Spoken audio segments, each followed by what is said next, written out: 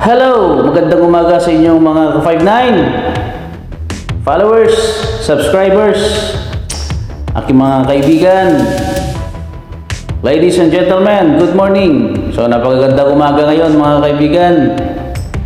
So ngayon, ang aking vlog ay tungkol naman sa duties and responsibilities ng security guard.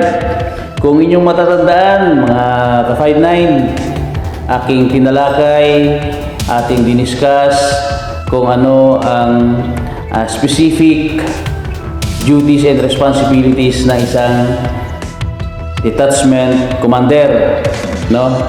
At ang mga classification ng security officer na katulad ng detachment commander, assistant detachment commander, chief in charge, at ngayon ay ang security guard naman, no? So, hayaan nyo akong pagpatuloy mga kaibigan. Sana nasubaybayan ninyo yung mga huli kong vlog. At ang patuloy ninyong pagsubaybay sa akin sa YouTube, saka dito sa Facebook. Ito naman ay tutorial about security. So, sana makatulong sa inyo, lalong-lalo na yung mga baguhan o aspiring magiging security officer at ang security guard, no? Okay, pagpatuloy natin. Ito ang top 10 duties and responsibilities ng security guard, no? Number 1, ito yung to be clearly visible, no?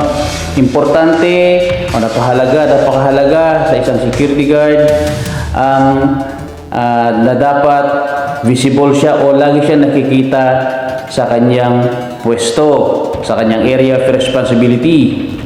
So, sa anong paraan na lagi tayong nakikita? Ibig sabihin, hindi natin dapat iiwanan ang ating duty post o area of responsibility, no? Lagi din tayong magkandak ng regular na pag-iinspeksyon sa ating sasakupan, no? Ano ba ang kahalagahan nito, no? Upang magbigay babala o magbigay suya sa mga taong nagnanais o nagbabalak ng hindi maganda sa iyong sasakupan o sa iyong kumpanya. Halimbawa, may isang magnanakaw na matagal na palang nagbabalak na gustong pasukin ang iyong sasakupan, no? Dahil sa napapansin niya active ang isang security guard sa pagpapatrol. So, hindi niya na isa sa katuparan ang kanyang masamang balak dahil nga nag-aalangan siya na baka mahuli siya. So, yun ang isang napakahalaga na role ng isang security guard. Maliban sa madali lang siyang makita, ito ay naging suya din sa mga gumagawa o nagbabalak ng hindi maganda. Isa rin sa isang dahilan kung bakit dapat laging nakikita ang isang security guard sa kanyang pwesto upang madali lang siyang lapitan, hanapin kung halimbawa kailangan o kinakailangan ang kanyang tulong, no? Halimbawa, may biglang aksidente o insidente na naganap sa kanyang POR. So, kalimitan, ang mga humihingi ng responde ay security guard. Ngayon, kung nangyari, halimbawa man, nagkaroon ng insidente na isang tao sa kanyang sasakupan ay nabagsakan ng matigas na bagay.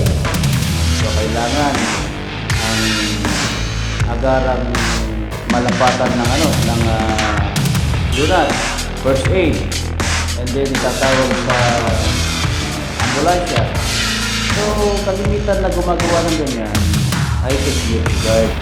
So, sa oras ng kagipitan, dapat laging nandyan ang presensya ng security guard, lalong-lalo sa mga emergency situation, no?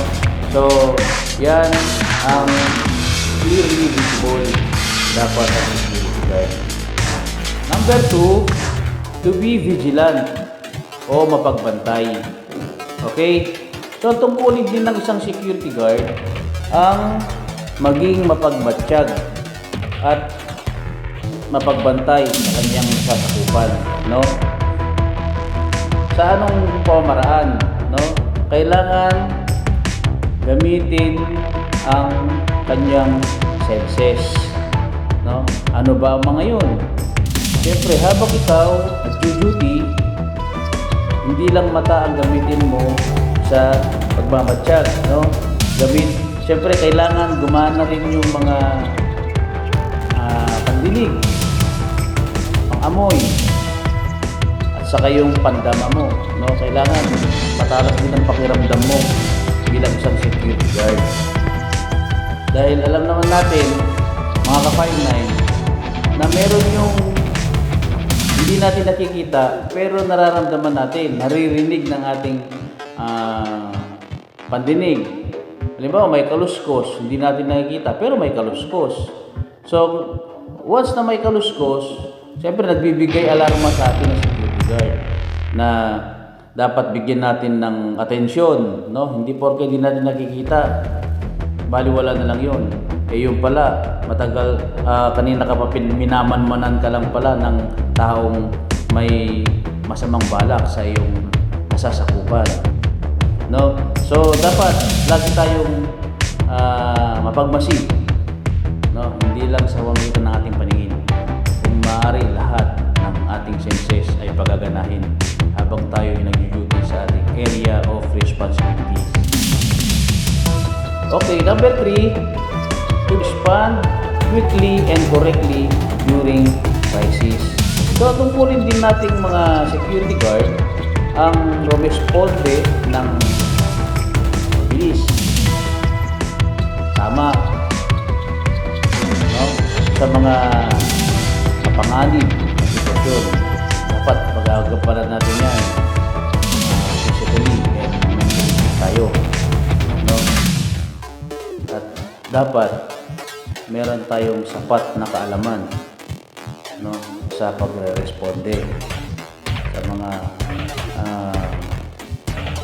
anumang emergency situation. So, dahil si security guard ay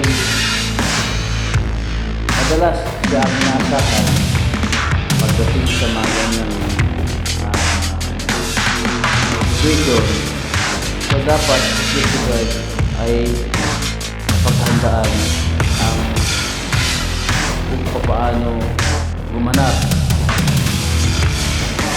So, dahil po dyan, kailangan natin umattend sa mga seminar, sa mga training, security or safety training na ginaganap sa ating kumpanya o kinukuha natin sa mga training school para madagdagan yung ating kaalaman at maging handa tayo sa anumang sakuna. Alam natin kung anong gagawin natin para hindi tayo laging duda, hindi tayo nag-aalinlangan na rumisponde dahil alam natin ang ating gagawin bilang isang security guard. Sa pagkakaalam ko, karamihan sa mga company ngayon ay sumusunod na sila sa mga mandato ng DOLE at saka OSH na yung kailangan mag-undergo ang mga empleyado ng bawat kumpanya ng 8 hours orientation safety awareness. So, importante yun sa isang kumpanya, lalo sa mga security guard, na magkaroon sila ng kaalaman sa pagresponde para maging handa sila sa mga sakuna na hindi inaasahan dumating. Okay?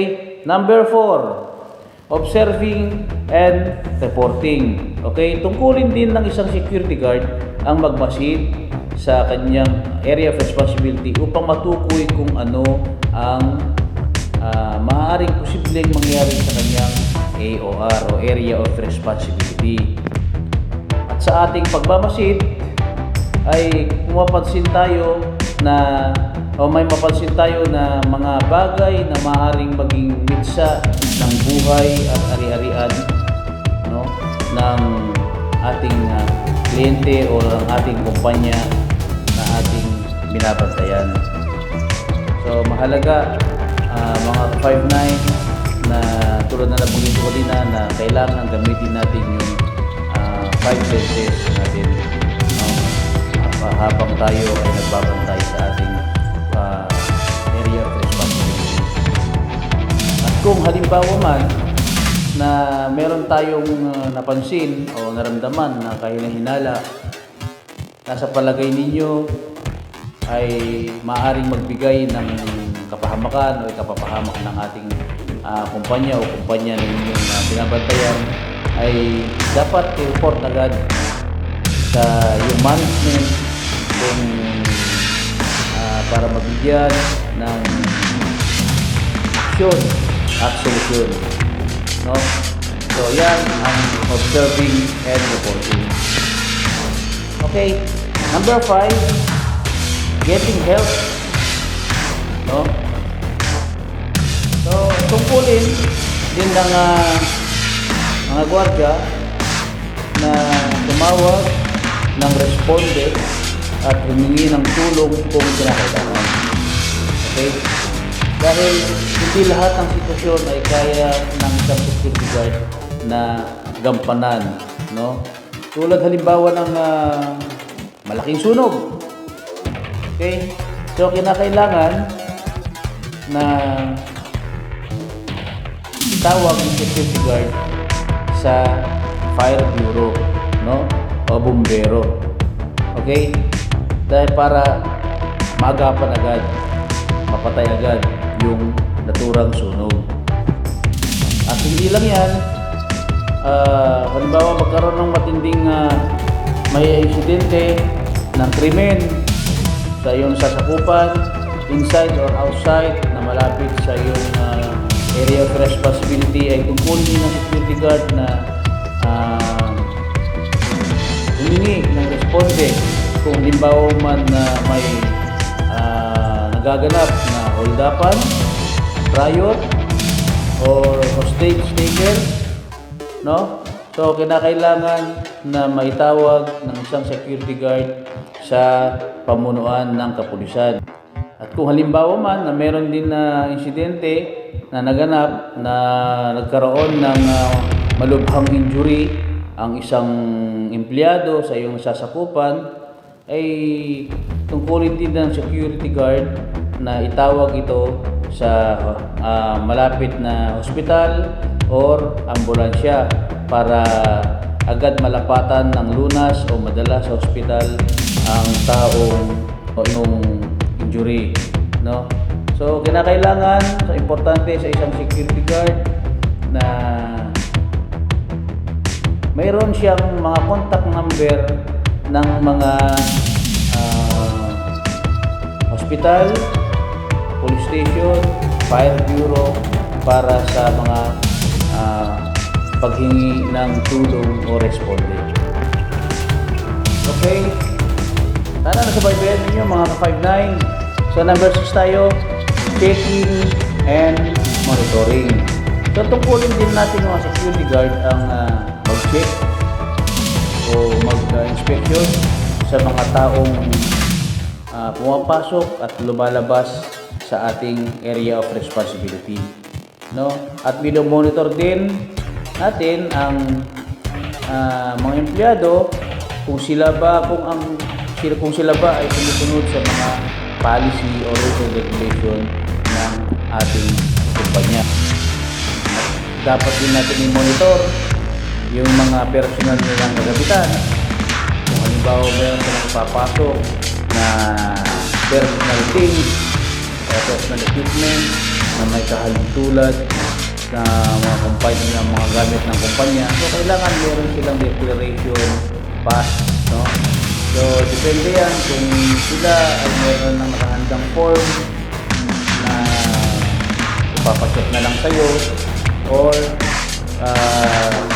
si security ang magbibigay ng form para pagsulatan at may declare nila yung kanilang personal na gamit, no? At ganun din sa mga ilalabas na gamit mula sa kumpanya, dapat meron ding proper or official document na ipapakita kay security guard, ibibigay kay security guard bilang gate pass ng kanilang ilalabas na kagamitan na pag-aari ng kumpanya. So, yun po ang checking and monitoring. So, number 7 tayo, mga 5-9, maintain order among people. So, responsibilidad din ng security guard ang magpapanatili ng katahimikan at katiwasayan sa kanyang area of responsibility, no? At sinisiguro po natin na ang security and safety ng lahat ng tao o ari-arian sa kanyang nasasakupan ng isang security guard, no?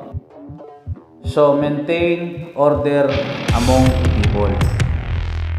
Okay, 5-9. Number 8 tayo, receiving guests, no? Tungkulin din ng guard o security guard ang tumanggap at mag-filter o mag-screen ng mga bisita. Ito ay nagaganap sa mga entrance gate, no? Pedestrian gate, lobby, o anumang mga access area na pwedeng pasukan ng isang bisita na dinidesignate ng isang kumpanya or ng isang establishment, no? Na kung inaalaw nila na pwedeng daanan, pasukan o labasan ng mga tao. Okay? So, bago natin pinapapasok ang mga bisita, ay sinisiguro po natin na sila ay nasasala ng mahigit upang maiwasan na pasukan tayo ng taong labas o walang kaugnayan o transaksyon sa mga empleyado natin or nakatira sa establishment na ating binabantayan, no? So dapat may mga proseso yan, no? Lahat ng establishment, mapakondominium man yan o kumpanya, may kanya-kanyang pamamaraan ng kung paano tumanggap o pagtanggap ng kanilang bisita. Pero isa lang ang ninanais ng mga yan, yung dapat hindi tayo mapasukan ng masasamang loob o outsiders na walang transaksyon sa loob. So, ano ba ang basic na nilalapat ng security guard dyan? Unang-una, so sa labas pa lang, dapat nakuha na ni entrance gate yung mga detail o information doon sa taong papasok. So, siyempre, kailangan walang cover ng kanyang mukha. So, kung nakamotor siya, patanggal yung helmet. Kung naka-sunglass siya. So, sa ngayon, kailangan tanggalin yung face mask para makilala yung pagkakilala ng tao. At siyempre, importante na isang gawain ng isang security guard sa mga ganyang entrance gate ay yung hingian ang kita ng identification card, no? At siguraduhin na yung mukha ay yun din yung ID na naka-appear doon sa identification card. Huwag kayong tatanggap ng calling card. So, I suggest na dapat valid ID, no? Tulad ng driver license o yung government ID na tulad ng mga kanilang PRCID. Yan. So, huwag daw kayong tatanggap ng ID card na walang picture, no? So, during my time may gumagamit ng ganyan pero hindi namin inaalaw. Okay? So, pangalawa sa procedure, yung kapag nakuha na ng security guard yung detail, kailangan itawag doon sa person to be visited, no? And then ialaw lang natin pumasok yung bisita kung na-recognize na o pinapayagan na ng bibisitahin ang kanyang pagpasok. So okay, ngayon kung pumasok na, kung inaalaw na ng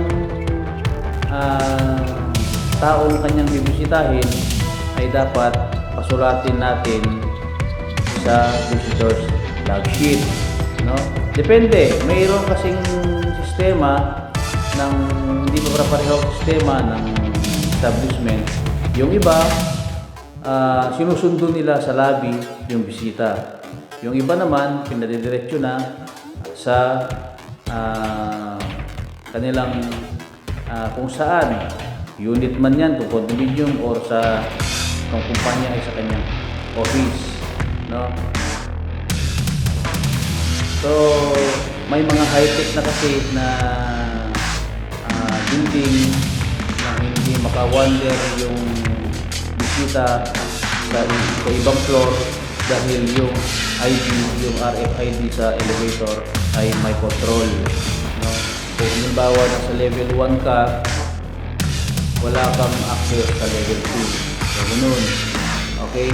During my time kasi sa condominium, so kung si unit owner bibigyan ng access ID doon sa elevator, ang naka-access lang doon administration office, parking, and then yung unit nila at saka yung mga facilities sa taas, sa mga pool, swimming pool, at saka yung pasyalan sa taas. Pero sa mga ibang level na wala naman silang unit doon, hindi sila nilalagyan ng ganun access, no?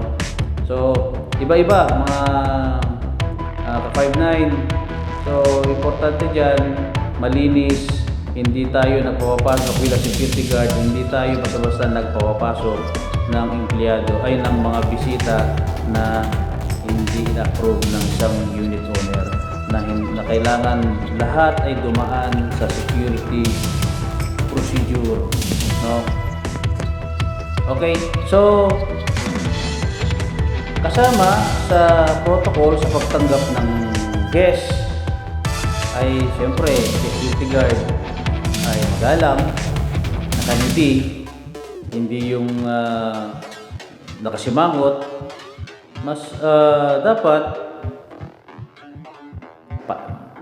smiling pero stricto, no? Huwag kalilimutan yun. Di bale stricto ka kung maganda naman yung approach mo sa isang bisita, hindi yun abala para sa kanila. Number 9, offer safety warning and tips, no? Halimbawa, sa area of responsibility mo, sa loob man o sa labas, may construction works. So, kapag may lalabas na empleyado o tao sa iyong sasakupan, bigyan mo sila ng warning na, "Sir, ma'am, ingat po tayo, mama, at may construction po na ginagawa dyan sa harap. Baka po kasi galaglagan po kayo o katalsagan po kayo ng matigas na bagay, o baka yung mga nagwe-welding po dyan, baka po katalsagan po kayo ng baga. So, mas mainam, ma'am, dito na lang po kayo dadaan." So, bigyan nyo siya ng ibang daanan. So, ituturuan siya kung saan yung mas convenient siya, yung safe siya sa kanyang paglalakad. And then, halimbawa, may ginagawang drainage doon sa labas ng gate ninyo. Palalahanan lang na, "Ma'am, madulas po dyan ba? Kasi may ginagawang drainage dyan. So, open po yung manhole dyan. So mag-iingat po kayo. So yung mga ganong babala, yung mga ganong warning, baka parang simple lang, pero napakahalaga para sa kanila yun. No? Mga 5-9, huwag natin kalimutan yan. Kasi ang iniisip naman natin ay yung security and safety ng tao sa ating masasakupan. No? And then number 10, the last but not the least, no? Performing other special duties. Ano ba mga yun? Halimbawa, hindi pumasok yung hardinero doon sa pinapasukan mo o yung utility sa pinapasukan mo.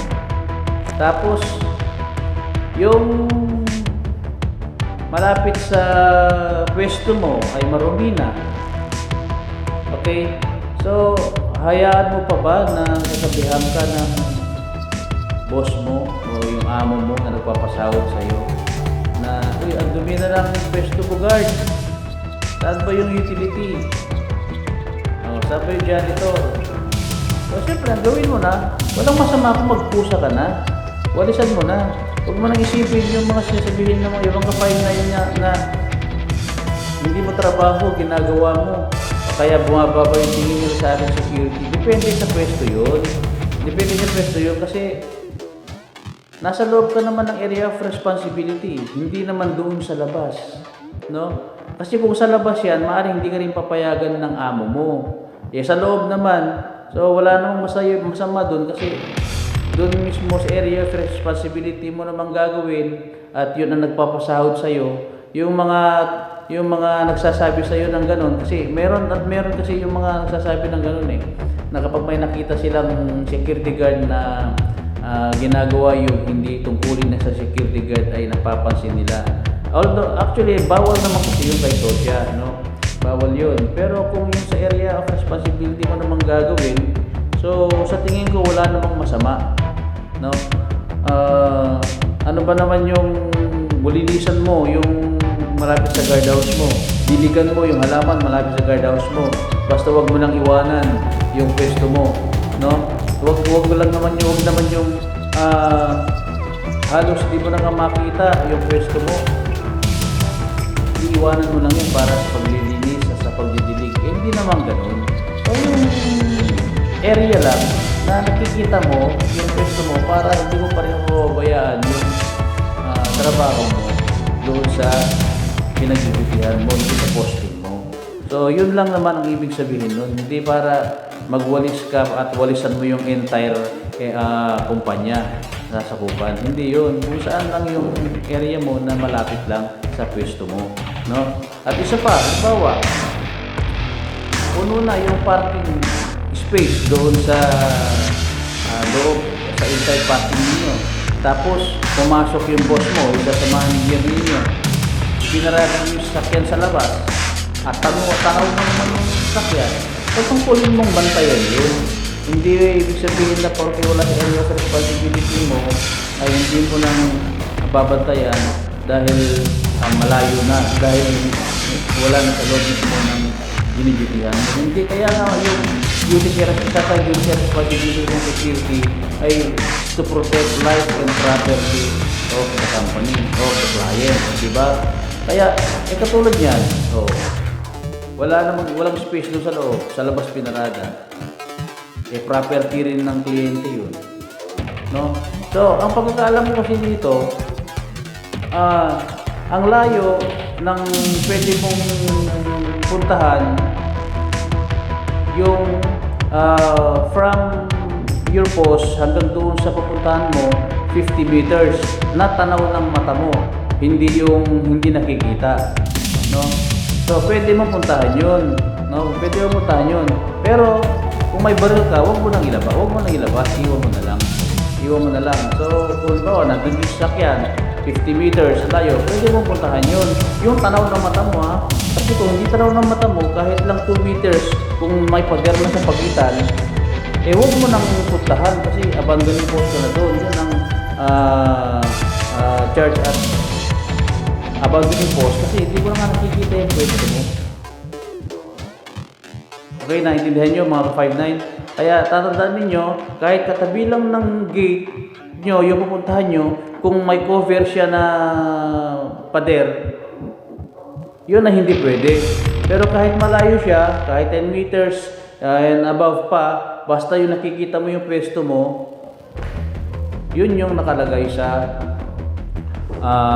ano natin, sa handbook natin, no? Kung nababasa ninyo nung kayo ay nag-undergo ng training. Okay? So, yun lang mga ka-59. Maraming salamat sa inyong panonood.